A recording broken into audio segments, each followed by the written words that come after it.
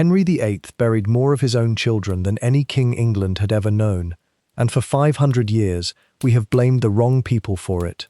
A daughter, delivered too early, cold before she had a name. A son, who lived 52 days and then simply faded. Another son, born and gone in the same breath. A stillborn boy at 8 months. And that is only the first wife. 6 wives. A string of mistresses. And behind every marriage, the same wreckage. A nursery that kept filling with small coffins. History gave that wreckage a story. The wives were barren. The wives were cursed. God was punishing the marriages. One after another, the women were weighed, found wanting, set aside, or killed. But there is a detail buried in these deaths. A number, a pattern that only shows itself when you lay all of them side by side, across every woman he ever touched, that points in a completely different direction. Not at any of the women. At him. At something he was carrying in his own body, from the day he was born, that no one in the 16th century could possibly have seen. This is not another retelling of the 6 wives. You know that story. Divorced, beheaded, died, divorced, beheaded, survived. The rhyme they teach children. This is a post-mortem, on a dynasty. Because when you stop looking at the women one at a time, the way the Tudor court wanted you to, and instead line up every pregnancy, every birth, every small grave, across 4 different women who bore his children, a shape appears. The same shape, again and again. A firstborn who lives. Later children who die. And scattered through it, a handful who survive against all of it. Always the same kind of child. By the end of this, you will know exactly what that shape is, what caused it, and why the answer that finally frees these women is the same answer that convicts the man who blamed them. This is Cursed Queens, where we take the women history called cursed and read the evidence back. If that is the history you are here for, subscribe and stay with me, because this one takes all 6 of them at once.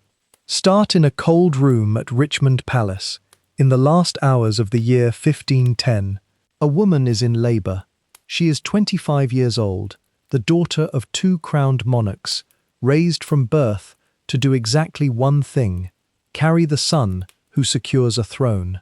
Her name is Catherine of Aragon, and this is not her first attempt. 10 months earlier, she had lost a child, a daughter, born too soon, dead. Her own doctors had told her she was carrying twins, had told her that even after the loss, a second baby still waited inside her. Her belly stayed swollen for weeks. The court hoped. The hope was a lie her own body was telling. There was no second twin. There was only a young queen, grieving, being examined and whispered about, wondering already what was wrong with her. Now, months later, she is trying again, and in the first hour of New Year's Day, 1511, she succeeds. A son, alive, crying, a prince. Feel what that room feels. Not relief, triumph. Henry is beside himself. There is a boy. There is an heir. Within days the child is christened Henry, Duke of Cornwall. And within weeks, the king throws one of the most extravagant tournaments of his reign to celebrate his son, riding into the lists himself, under the name Sir Loyal Heart, breaking lances for the boy who guarantees his line.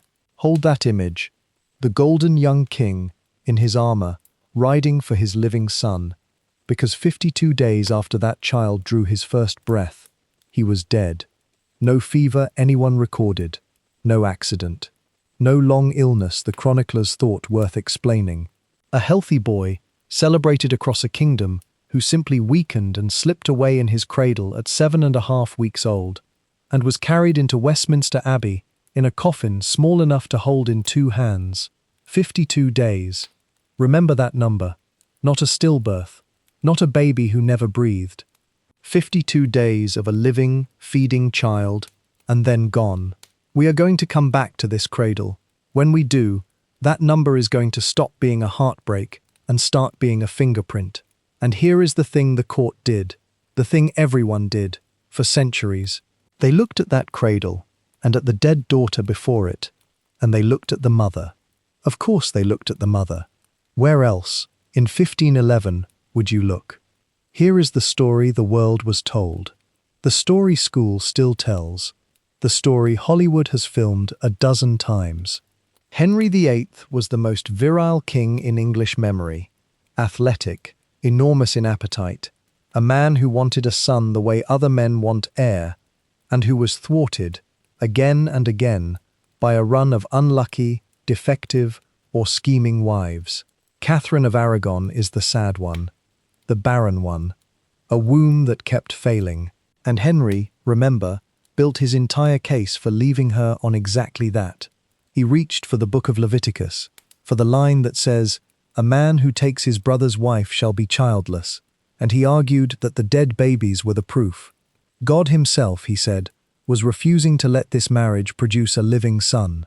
The failure wasn't medical, it was divine judgment on her. Anne Boleyn is the schemer. The seductress who bewitched him delivered a daughter instead of a son, miscarried, and was discarded, and then, later, smeared with a story about a monstrous, deformed child, invented to prove she was unnatural. Jane Seymour is the good one, the dutiful one, the wife who finally did what the others couldn't, gave him his son, and then, conveniently, died before she could disappoint him. And running underneath all of it, the wives are the variable. Henry is the constant. The women change. The tragedy repeats. Therefore the fault must live in the women. One was barren, one was cursed, one was cunning, one got it right. 6 separate stories about 6 separate failures. It is a clean story. It is a satisfying story. And you should notice why it feels so true. It feels true because it is the exact story Henry himself needed the world to believe.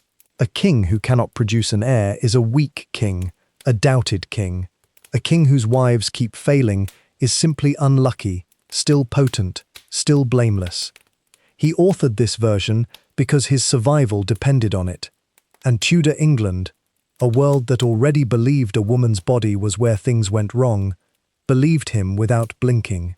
But watch the dates, because the story has a seam in it, and once you see the seam, you cannot unsee it. Notice, first, an inconvenient fact, and I am going to be honest with you about it, because the whole point of this channel is that we do not flatten the evidence to make it prettier. Catherine's very first pregnancy, in 1510, was itself a loss. The dead daughter, before the New Year's boy.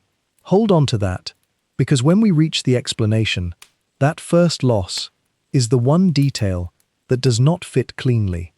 I will not hide it from you.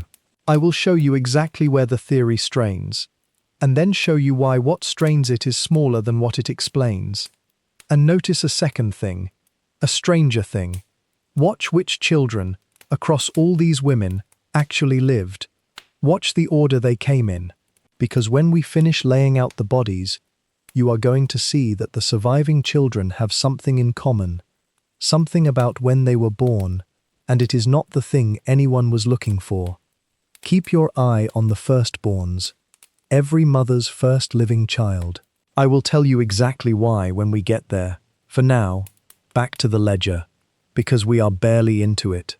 Let me finish Catherine of Aragon's ledger, because it is the foundation everything else stands on, and because the court read it exactly backwards. At least 6 pregnancies.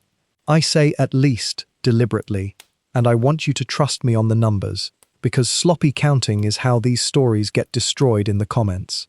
Historians agree Catherine was pregnant at least 6 times. They disagree about the exact tally in the middle, and I will not pretend otherwise. The dead daughter, early 1510. The New Year's boy, who lived 52 days and died in February 1511. Then, in the autumn of 1513, while Catherine was acting as regent, running England, as her husband made war in France, a Venetian dispatch records another son, born and lost almost at once. The date is deliberately vague. I am not going to pretend I can pin it to a month, because the sources cannot. Then, in 1514 or 1515, again, the year genuinely wavers between the sources, a stillborn son, late in the pregnancy, near 8 months. Some historians think that 1513 report and that 1514 report are 2 events. Others think they are one loss, reported twice, garbled across borders. That is why I say at least 6, and never hand you a tidy count of 6 perfect, distinct tragedies.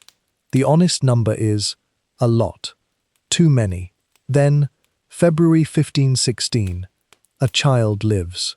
A daughter, Mary. She will grow up. She will rule England. She will die an old woman by the standards of her family. Remember her. She is the first of a very specific kind of survivor. And then, in November 1518, one last pregnancy. A daughter, premature, near 8 months. Gone. Catherine is 33. There will be no more. Now stand back from that ledger and look at its shape, because the shape is the whole case. The losses cluster on the boys. The one child who lives to adulthood is a girl. A first pregnancy lost. A live son who dies at 52 days. 1 or 2 more sons lost. A surviving daughter. A final lost daughter. And here is the seam I promised you. The court looked at that and said, barren, cursed, a failed wife, but a barren woman does not conceive at least 6 times. A cursed womb does not produce a daughter who lives 60 years. Something was happening in these pregnancies that was far stranger, far more specific than she failed. Something was choosing, hold that word, choosing, as if something in these pregnancies could tell the difference between one child and another, and spared some and killed the rest. Keep it in your mind. It is going to become the most important word in this entire story.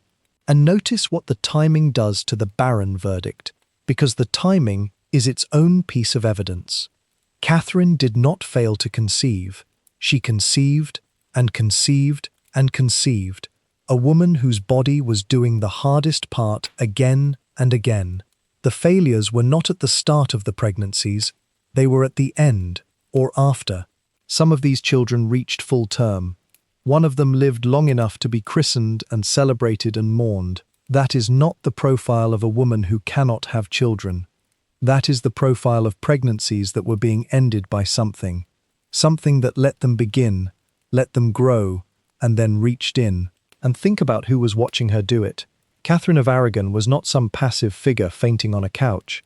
In 1513, in the middle of this run of losses, she was governing England as regent, while Henry made war in France, and it was on her watch that an invading Scottish army was destroyed at Flodden, the King of Scots killed. She sent Henry the bloodied coat of a dead king as a trophy. This is the woman the story asks you to picture as a broken, defective womb. A queen capable of running a country and winning a war was, we are told, simply too flawed to bear a living son. When you say it out loud like that, you can hear how badly it fits. The barren wife was one of the most formidable people in Europe. The thing that was failing was not her competence, and it was not her will. It was happening in the blood between her and one specific man, and it would keep happening no matter what she did. Move forward 17 years, past the divorce that tore England from Rome, to the second wife, Anne Boleyn. I want to be careful about what I do here, and I want to tell you why.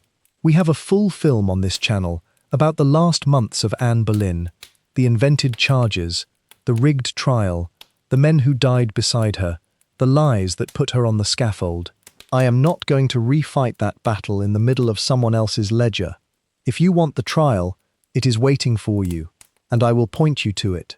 What I need from Anne here is narrower and stranger, and it is the thing that turns this from one woman's tragedy into a pattern you cannot look away from.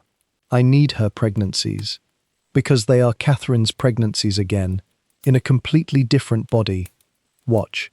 September 1533, Anne's first child, and it is the textbook opening of the same story. A daughter, born alive, born healthy, Elizabeth. The girl who will one day become one of the greatest monarchs England has ever produced, who will outlast almost everyone in this entire story. who will rule for nearly half a century. A firstborn, a survivor. Hold her right next to Mary, because they are the same kind of child, and by the end, you will know exactly what that means. Then it begins to go wrong, exactly the way it went wrong for Catherine. In 1534, Anne is pregnant again, and the pregnancy simply vanishes from the record. No birth. Whether it was a miscarriage, a stillbirth, or a false pregnancy, historians genuinely disagree, and I will not hand you a certainty the sources do not give me. But mark it, a first child who lives, and then a second pregnancy that ends in nothing. You have seen this before. You saw it a wife ago. And then comes the one that is not in doubt, and I want you to stand inside the day it happens, because the timing of it is almost unbearable. It is the 29th of January, 1536. On that same day, across England, they are lowering Catherine of Aragon into the ground. The first wife, dead at last, being buried. And in the palace, on the very day her predecessor's coffin goes into the earth, Anne Boleyn loses her child, a son. About 3.5 months along, the imperial ambassador records it. A court chronicler corroborates it. A boy, gone. On the day the woman he was meant to replace is buried. One queen lowered into the ground, and another queen's son leaving the world in the same hours. The court would have felt the omen in it. We can feel the pattern in it, because here is what that lost son was. And here is where I have to correct a slander, not to re-argue Anne's trial, but because the lie is the exact thing that hides the pattern. You may have heard that this baby was a monster, a deformed, shapeless thing. Proof, they said, that Anne was unnatural, witched, cursed in her very womb. Set that down. It is not true. That claim appears nowhere in the contemporary record. It was invented roughly 50 years later by a hostile writer with a motive to blacken Anne and cast doubt on her daughter's right to the throne. When Anne's remains were examined centuries afterward, there was no deformity. There never was a monster.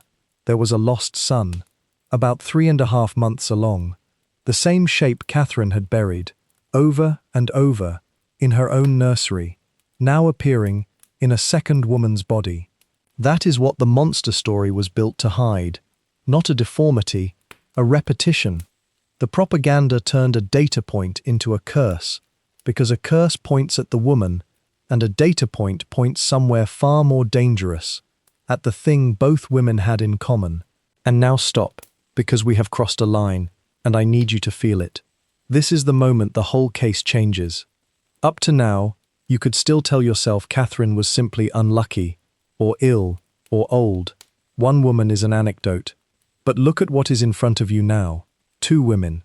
2 entirely different bodies. A Spanish princess raised in Granada and an English courtier's daughter. Different ages, different health, different everything. And the same structure written into both of their nurseries. A firstborn who lives, and then later children. The sons above all, who die. When the identical, specific pattern repeats across 2 unrelated women, she was barren, stops being an explanation. It becomes an evasion. It becomes a way of not asking the one question that connects them. 2 women, the same pattern, the same blame, laid at the wrong door. Keep counting, because it is about to happen a 3rd time. The 3rd wife breaks the losing streak and proves the rule while she does it. Jane Seymour, October 1537. A son, alive and healthy. Edward. The legitimate male heir Henry had bled 3 marriages to get. And notice, Edward is Jane's first child, her firstborn, alive. 12 days after the birth, Jane herself is dead.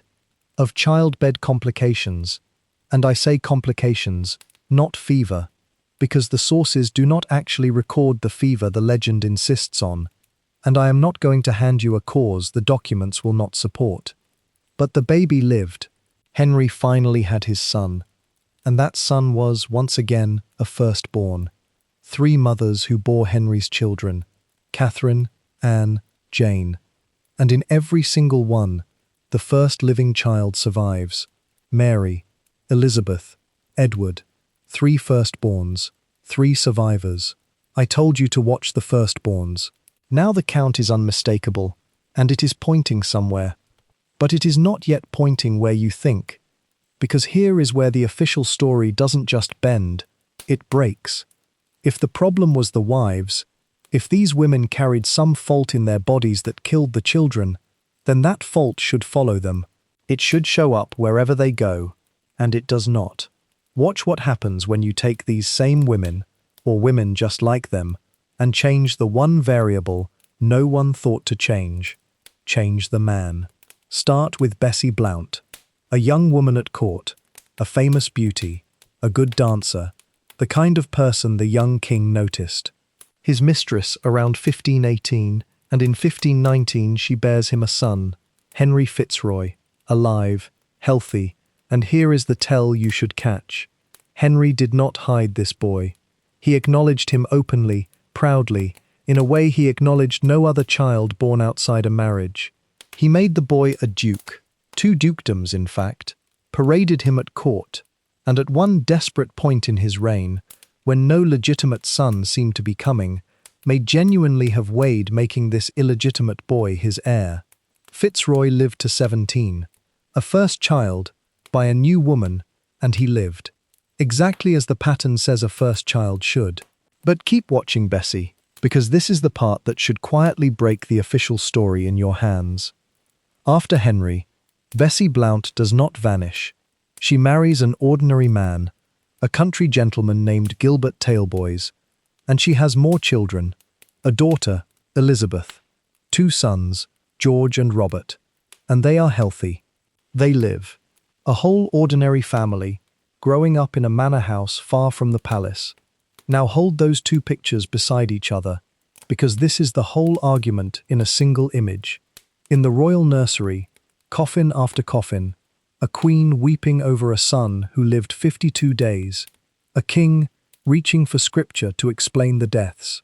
And a few days' ride away, in an ordinary house, the very same woman who gave that king a child is raising a table full of living, healthy children by a man nobody remembers.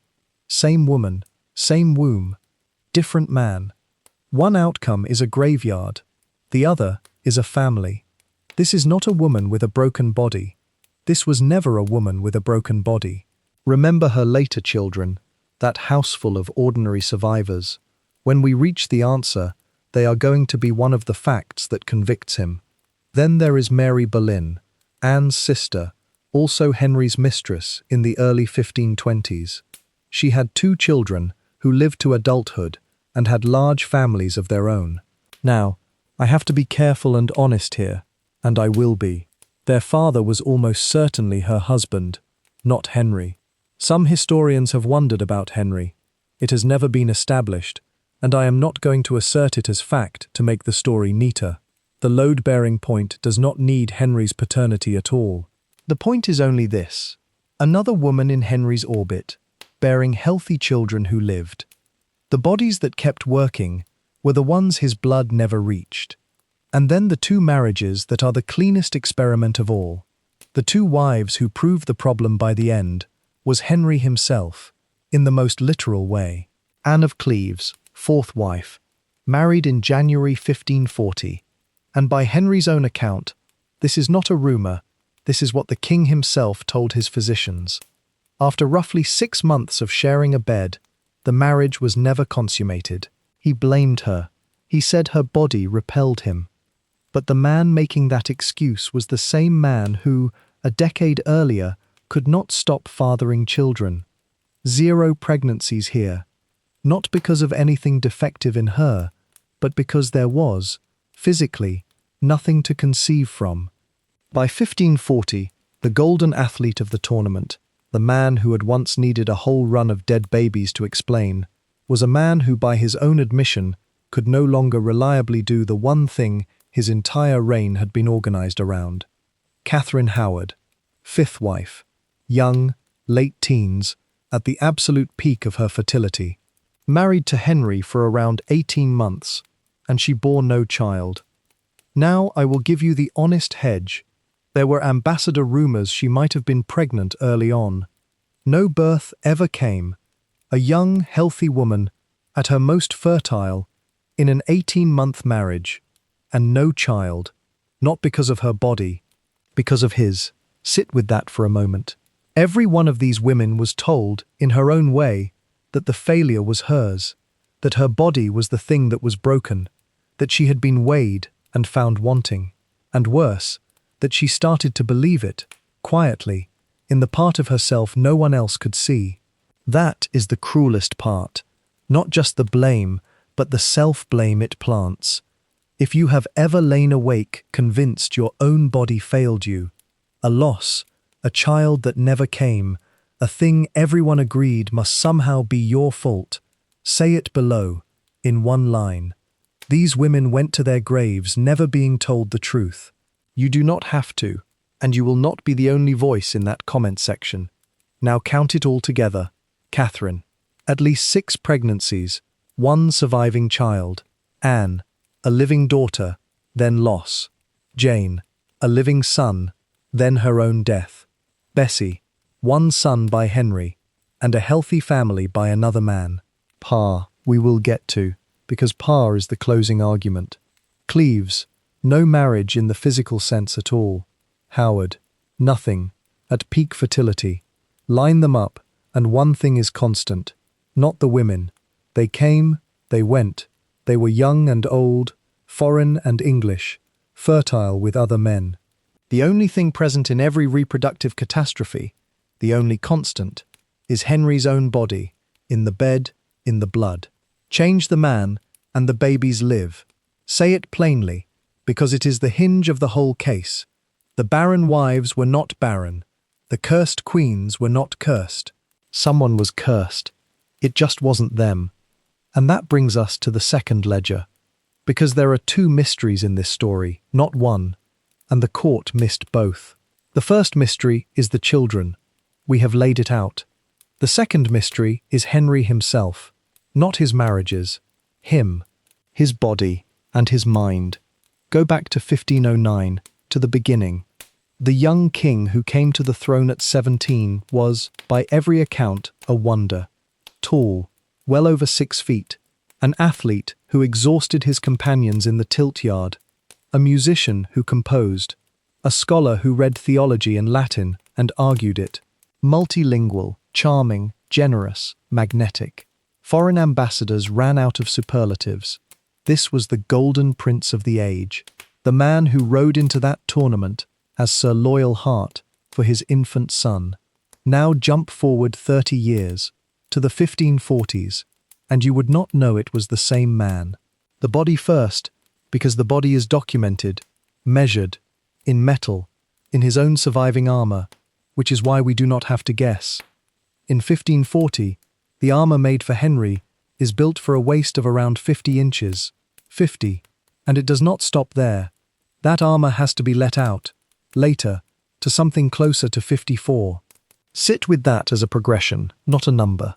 This is a man whose body is expanding year over year, so much that the steel made to fit him has to be cut and enlarged to keep up.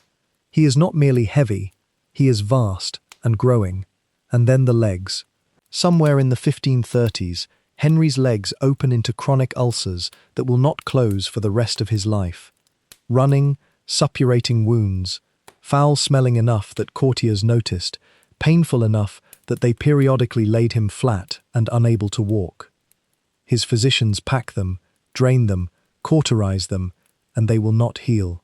There are stretches where the wounds seal and the pus has nowhere to go, and he swings between agony and rage, a man in more or less constant pain in the back half of his life. This is not a footnote to his temper. Chronic, unrelenting pain and a rotting body are sitting underneath every cruel decision the second Henry makes. And then the final image, the one that tells you how far the athlete had fallen. By the end of his reign, Henry cannot mount a horse under his own power. The man who had ridden into the lists as Sir Loyal Heart, who had exhausted every jousting partner in Europe, now has to be lifted. His household builds him a machine, a kind of hoist and chair, to winch his body up and lower it into the saddle. The champion of the tilt yard craned onto his horse like a piece of cargo. That is the body. Now the mind, which is worse. The young Henry was, for all his monstrous ego, a recognizably reasonable man, a king who kept counsel, who could be argued out of a decision, who forgave. The old Henry is something else entirely, paranoid, volatile, capricious in his cruelty, kind one hour, murderous the next, and no one at court able to predict which. Historians have a phrase for it, the two Henrys, because the change is so stark, it barely reads as one continuous person. Watch the executions climb. Anne Boleyn, his own wife, beheaded in 1536, on charges the modern consensus regards as fabricated. Thomas Cromwell, the minister who had served him more effectively than anyone alive, sent to the block in 1540. Catherine Howard, a teenage girl, executed in 1542. Margaret Pole, the Countess of Salisbury, an old woman in her late 60s, dragged to a botched, butchering execution in 1541, the axeman hacking at her again and again for essentially nothing. Friends, ministers, wives, cousins. A man who, in his last decade, seems to trust no one and destroy on suspicion. The historian David Starkey has put it as bluntly as it can be put. There are, he says, effectively two Henrys, and the join between them is one of the strangest things in English history. A man who seems to change species in the middle of his own life. And note one date on that timeline because it will come back to accuse us later. In January 1536, Henry is thrown from his horse in a tournament and lies unconscious, by report, for around 2 hours. 5 days after that fall, Anne Boleyn miscarries her son, and within months, the executions begin, in earnest. That fall is going to look, to a lot of people, like the obvious hinge, the moment the Golden King's brain was rattled loose. Hold it. I am going to come back to that fall and tell you exactly why it cannot be the whole answer, no matter how tempting it is. For now, just mark it.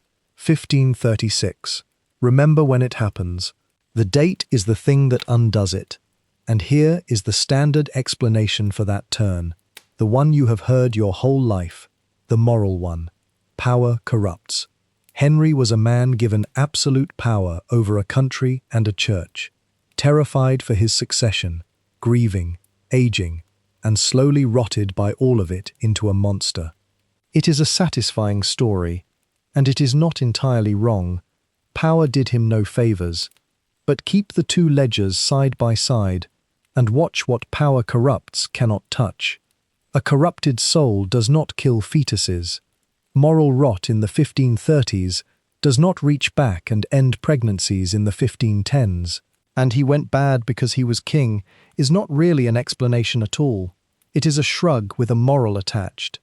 Plenty of men have held absolute power without their own bodies collapsing into ulcers and their own children dying in a repeating pattern. The moral story explains a mood. It does not explain a medical history. And there is one more thing the he just went bad version quietly ignores. The timing lines up with a body. His transformation does not float free in his psychology.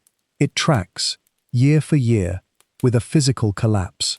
The mind curdles in the same decade the muscles waste, the heart labors, the legs open, the frame balloons. When a personality change arrives shackled to a bodily breakdown, on the same timeline, a doctor stops asking what happened to his character and starts asking what happened to his body. That is the question no one asked for 400 years, because the two ledgers, the nursery and the man, were never placed on the same desk. What if these are not two separate stories?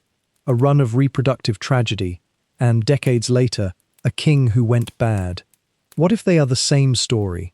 What if the thing that killed his children and the thing that unmade his mind were the same thing, hiding in the same place? Hold that. We are almost there, but before we can name it, we have to clear the field, because there are other suspects, and if I do not deal with them honestly, you should not believe me. So let us do what the court never did.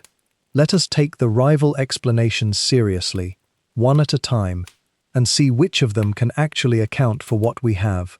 Both ledgers, not just one. But before we let any suspect in the room, let us fix the evidence to the wall, so we can hold every candidate to it. Because this is the test each one has to pass. Put 5 facts on the board. Fact 1. The 52-day boy. A child born alive and well, who slowly faded and died at 7.5 weeks. Fact 2. The rule that every firstborn lives. Mary, Elizabeth, Edward, Fitzroy, the first child of each mother, spared. Fact 3. The survivors are always the same kind of child, scattered through the losses, as if something were sorting them. Fact 4. The other men's children, the ordinary families these barren women had the moment they left Henry's bed. And fact 5. The man's own collapse, body and mind together, in midlife. 5 facts, 1 board. Now bring in the suspects, and watch how many of these 5 each one can actually explain. Because the winner is not the most likely story. The winner is the only one still standing when all 5 are on the wall. Suspect 1, syphilis. This is the old favourite, the Victorian answer, first argued by a physician named Curry in 1888. And you can see the appeal, because on paper, it reaches both ledgers. Syphilis can, in theory, cause repeated stillbirths, and it can, in its late stages, corrode the mind. 2 mysteries, 1 disease. Case closed? No. Because the evidence isn't there, and I mean that in 3 separate ways, each of which alone is a problem.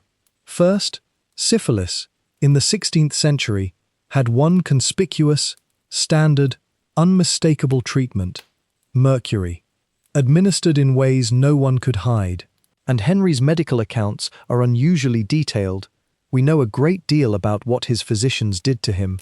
There is no record of the mercury regimen a syphilitic king would have received. Second, congenital syphilis leaves marks on the children who survive it, and the surviving children, Mary, Elizabeth, Edward, show none of them, nor do the healthy children of his mistresses. Third, late-stage syphilis leaves its own signature on the sufferer, a specific cluster of neurological and physical ruin, and Henry, for all his ailments, does not show it. No treatment, no congenital signs, no tertiary symptoms. 3 misses. It was a moralizing Victorian guess, the kind of thing a 19th century doctor reached for because a syphilitic tyrant made for a tidy sermon, and modern scholarship has quietly retired it. Syphilis is off the board. Still on the wall, 5 facts, no suspect who can hold all 5. Suspect 2, diabetes, and the whole metabolic family around it, the obesity, the possible thyroid and hormonal disorders that get floated for his late-life state. And this one, I want to be fair about, because part of it is almost certainly true. Henry in the 1540s, the weight, the ulcers, the exhaustion, the probable impotence, really does look like a man in metabolic collapse. That part fits. But watch the dates, because the dates destroy it as the root cause. Catherine of Aragon's children were dying between 1510 and 1518, when Henry was a lean, athletic man in his 20s, the jousting champion of Europe, decades from the first ulcer. A disease of his obese 50s cannot reach back 30 years and kill babies in his 20s. It runs the wrong way in time, and it explains the wrong thing anyway. Metabolic decline, or the thyroid and hormonal disorders sometimes floated alongside it, explains a man who cannot conceive at all, a total, late-life failure to produce a child, not the eerie, specific pattern of conceiving, carrying to term, and then losing later children while a firstborn lives on. And it is silent on the survivors. It has nothing to say about why Mary and Elizabeth and Edward lived when their siblings didn't. It explains the end of the story, the impotent, ailing king of the 1540s, and that part may well be true. But it cannot explain the beginning, and it cannot explain the pattern. Diabetes is off the board. Still on the wall, 5 facts, still no suspect who can hold all five. Suspect 3. And this is the serious one, the one I will not wave away, because if you are going to argue with me in the comments, this is the argument you should make. What if the reproductive pattern was an immune war between the parents' blood? There is a well-known condition where a mother's body, after her first pregnancy, learns to attack the blood of her later babies. The first child comes through fine, before she is sensitized, and the later ones are savaged in the womb. That fits our nursery frighteningly well. Firstborn lives, later children die, survivors scattered through, and the most famous version of it, the rhesus conflict, the Ratch factor, the reason your blood is labeled positive or negative, is genuinely more common in the population than the answer I am about to give you. So let me be completely honest, because this channel lives or dies on it.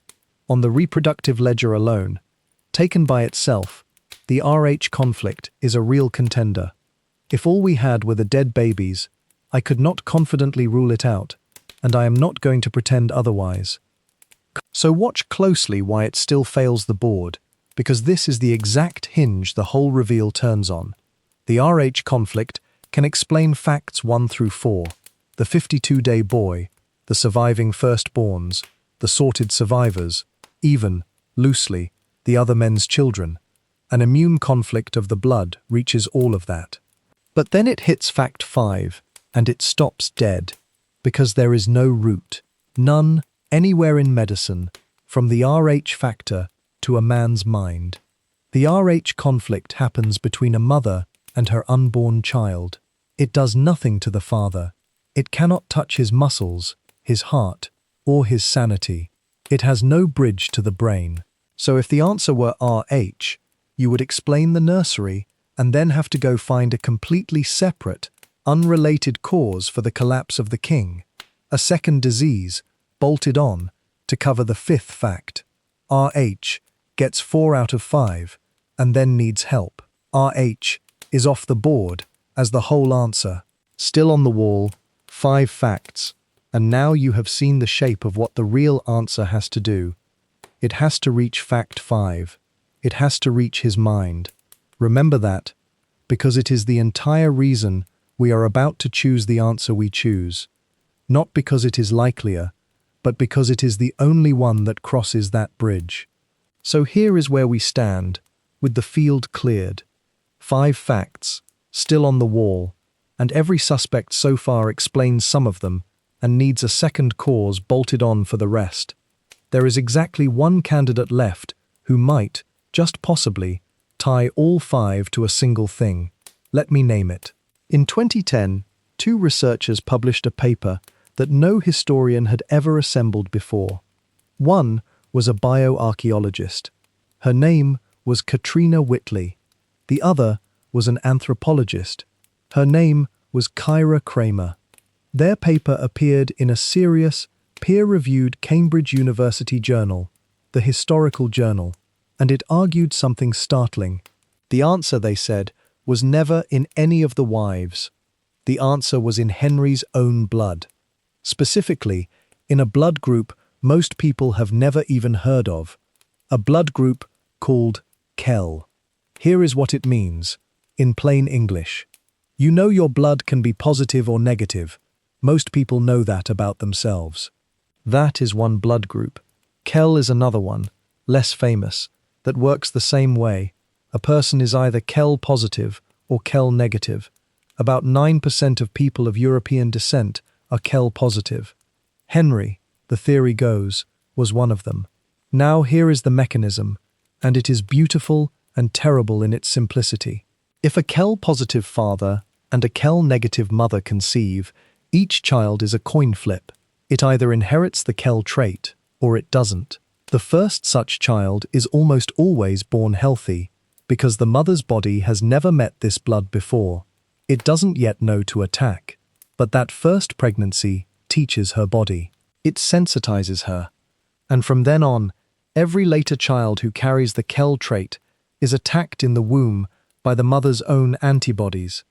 Antibodies that don't just damage the baby's blood, but suppress its ability to make blood at all, starving it of the oxygen it needs, killing it slowly, sometimes late, sometimes even after birth.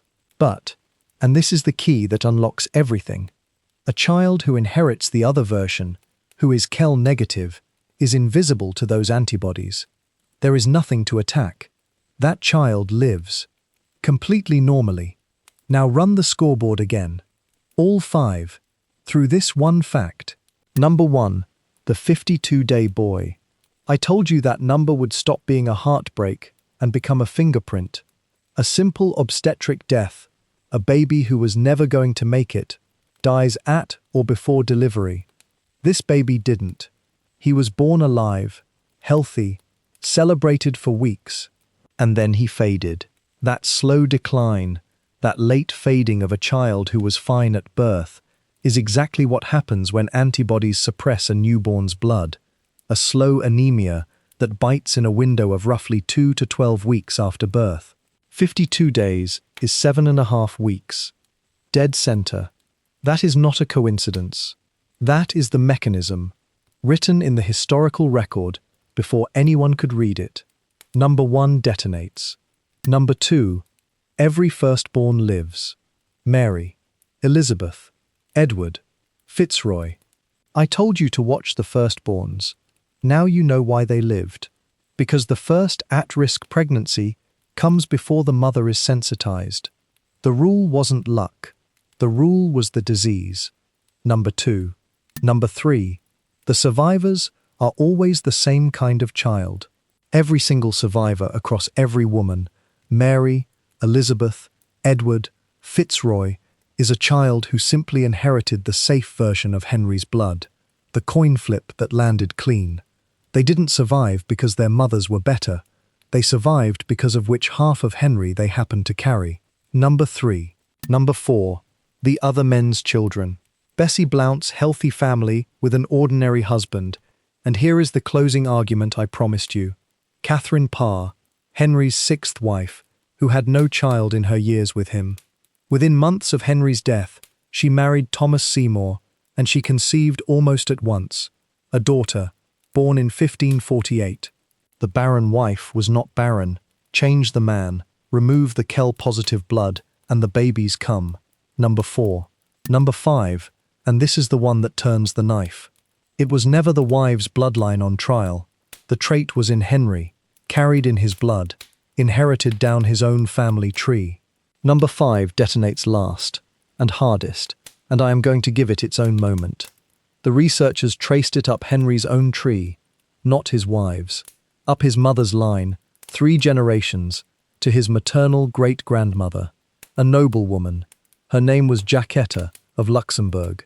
From her, the trait passes down to her daughter, Elizabeth Woodville, down again to her daughter, Elizabeth of York, and down one last time to her son, Henry himself. Follow it. Great-grandmother, grandmother, mother, king. A trait carried down through the women of his own family and delivered, finally, into his blood, so that every wife he ever blamed was being destroyed by something he had brought to the bed. Something a woman who died 100 years before his first child was born had handed down to him, generation by generation, without anyone knowing. It was his inheritance, his fault, in the most literal biological sense the word has ever had. And I promised you honesty, so here it is, the one place this strains. Catherine's very first pregnancy, in 1510, was a loss. And the clean version of this rule says first pregnancies survive. The researchers acknowledge it, so do I. It is the one thread that doesn't sit perfectly flat. But a first pregnancy can be a miscarriage for 100 ordinary reasons, and a first loss can itself be the event that sensitizes a mother for everything after. One imperfect thread does not unpick a pattern that repeats, with this much specificity, across 4 different women and 2 decades. That it does not fit perfectly is exactly why you should trust the rest, because I could have hidden it, and I didn't. The wives' ledger is closed. Every one of them, Catherine, Anne, Jane, Bessie, Parr, Cleves, Howard, exonerated by the same fact. Not cursed, not barren, not failures, standing in the path of blood that was never theirs. Imagine being Catherine of Aragon. Imagine burying child after child and being told, by your husband, by your church, by God's own book read aloud against you, that it is your fault, that your body is under judgment, that the deaths are a verdict on your worth as a woman and a queen. Imagine carrying that for the rest of your life, cast off, humiliated, dying alone, convinced on some level that the story was true. It was never true. She did nothing. She was, biologically, blameless, and she went to her grave never knowing it, because the fact that would have freed her would not be discovered for 400 more years. That could have been the whole film. The wives, freed. It would have been enough. But the researchers did not stop there, and this is where the story goes from tragic to genuinely strange, because they asked a second question. If Henry's blood could reach across the bed and kill his children, could that same blood reach up into his own head and unmake the man himself? Before I tell you what they found, think about how many women, across how many centuries, have been handed a verdict on their own bodies by people who simply did not have the facts yet, blamed for a loss, a hysteria, a madness, a barrenness, that medicine would later trace to something no one could see. If you know a woman, a mother, a grandmother, yourself, who was blamed for something that was never hers to control, leave her name below. Let's put them in one place, because that is the whole reason this channel exists. Now, the second ledger. There is one more suspect I held back on purpose, the most obvious explanation for the second ledger, the one you may already be shouting at the screen. In January 1536, Henry took a catastrophic fall in a tournament. Unhorsed in full armour, reportedly knocked unconscious for around 2 hours, a serious head injury. And a serious head injury to the front of the brain genuinely can do this. Change a personality, strip away impulse control, turn a measured man rageful and paranoid. A respected modern team has argued exactly this. So let me be fair. As an explanation for the tyrant, the head injury is a real contender. I will grant it. But look at what it cannot touch. That fall was in 1536. Catherine's babies started dying in 1510. A head injury in 1536 cannot reach 26 years backwards and kill children in the 1510s. It is impossible in time. So the fall, even if it did everything its defenders claim, explains at most one ledger, the mind, and leaves the entire nursery unexplained. To make the head injury the answer, you would need a second, totally separate cause for the children. 2 mysteries, 2 unrelated explanations, bolted together and hoped over. The head injury is off the board as the whole answer, and look at what the board says now, with every suspect weighed. Syphilis, struck out on the evidence, no facts. Diabetes, explains the end, not the beginning, the 5th fact only, and even that half-heartedly. The RR blood conflict explains the children, facts 1 through 4, but has no possible route to the mind. It dies at fact 5. And now the head injury, the mirror image. It reaches the mind, fact 5, but cannot reach 26 years back to the children, so facts 1 through 4 go dark. Every single suspect covers part of the board and needs a second, unrelated cause bolted on to cover the rest. 5 facts on the wall, and not one candidate can hold all 5. Except that there is one left. Only one suspect can, in principle, explain the whole board, all 5 facts, with a single thing: his blood. Here is the second half of what these 2 researchers proposed, and I need to be straight with you about its status, because this half is more speculative than the first, and this is the half that historians actually argue over. I am going to give it to you with the uncertainty attached, because the uncertainty is not a flaw in the telling. It is the honest shape of the thing. That blood group, Kell, does not sit alone on the surface of a red blood cell. It is bonded there, physically riveted, to a neighbor. A separate gene, a separate protein, locked to the Kell system, side by side, right there on the surface of the same cell. And when that neighboring gene carries a particular fault, it does not touch a man's children at all. It turns on the man. It attacks his muscles, his heart, and his brain. That condition, that second face of the same blood, has a name. It is called McLeod syndrome, not the same gene as Kell.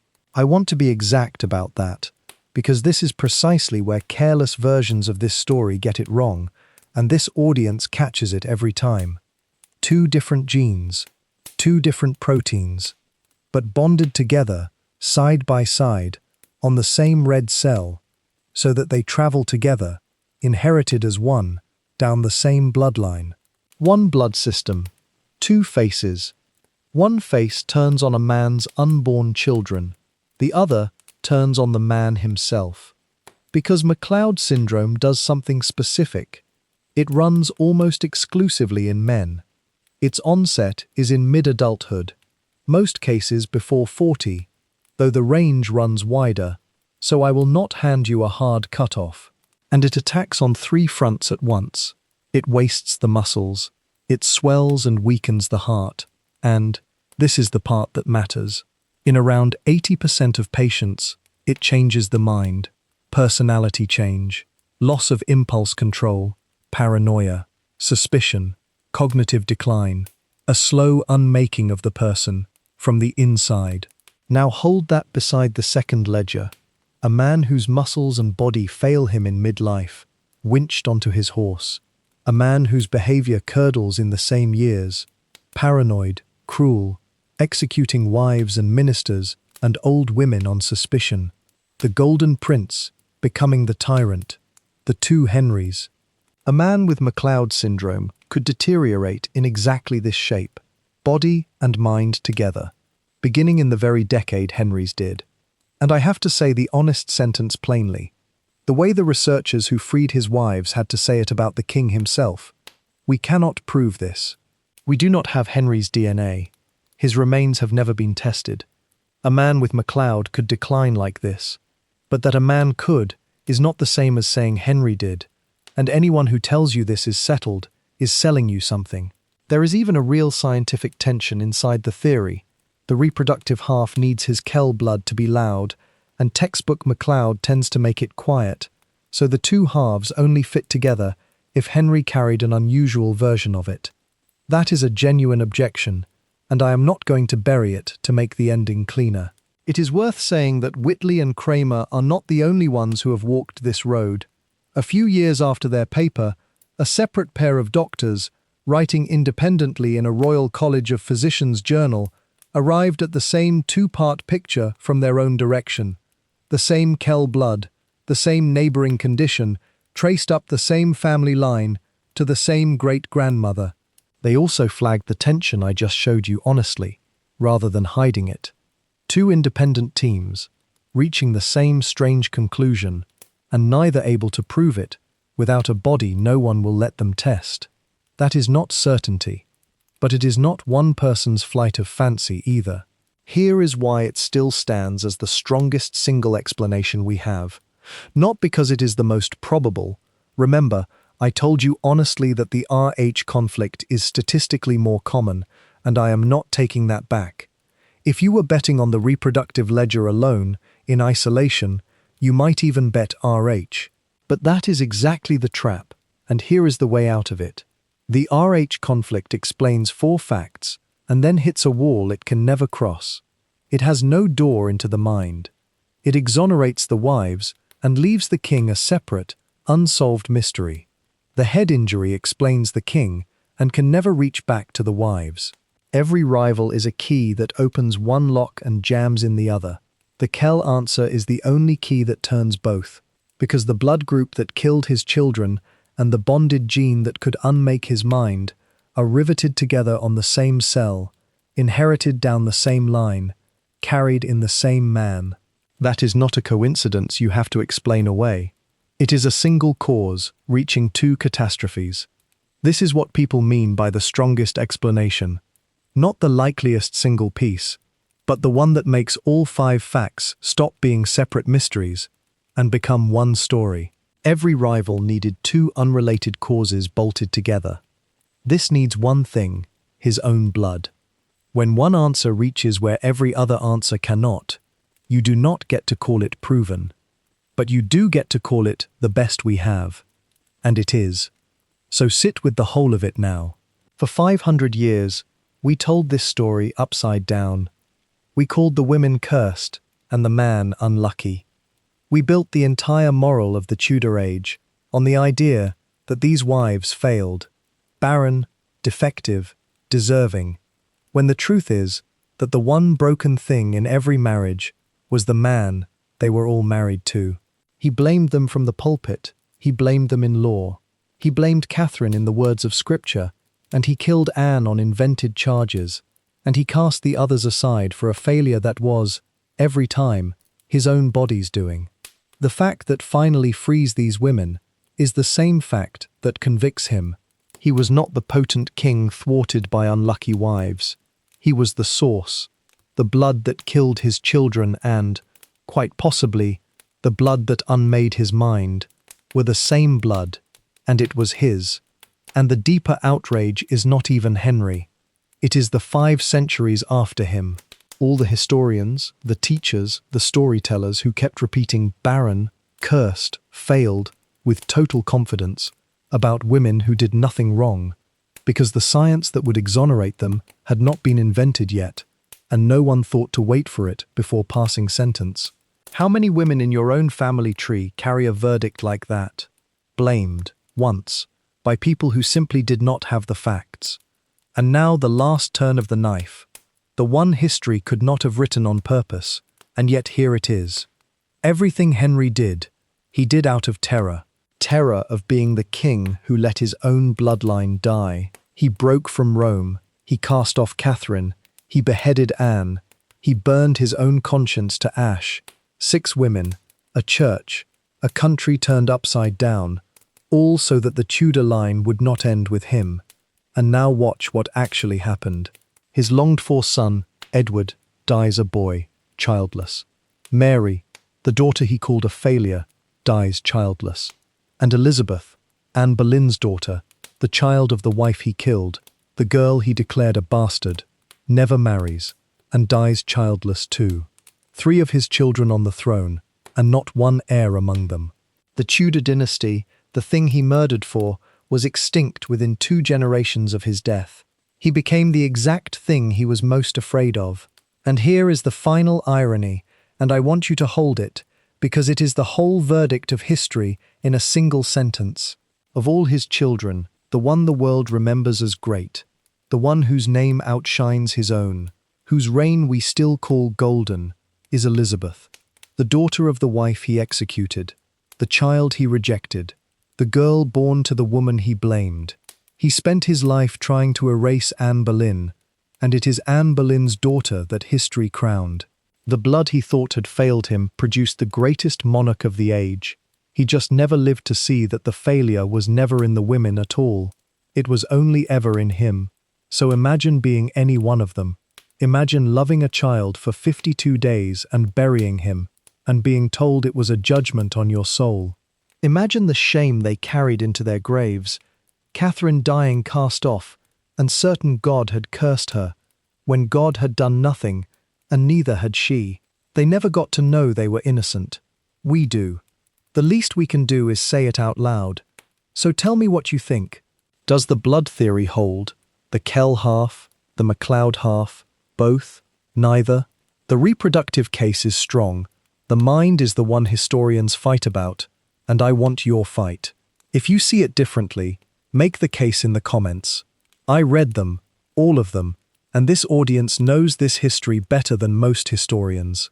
And if you think these women earned their names back, subscribe and drop the city you're watching from. I want to see how far and how wide their names finally travel.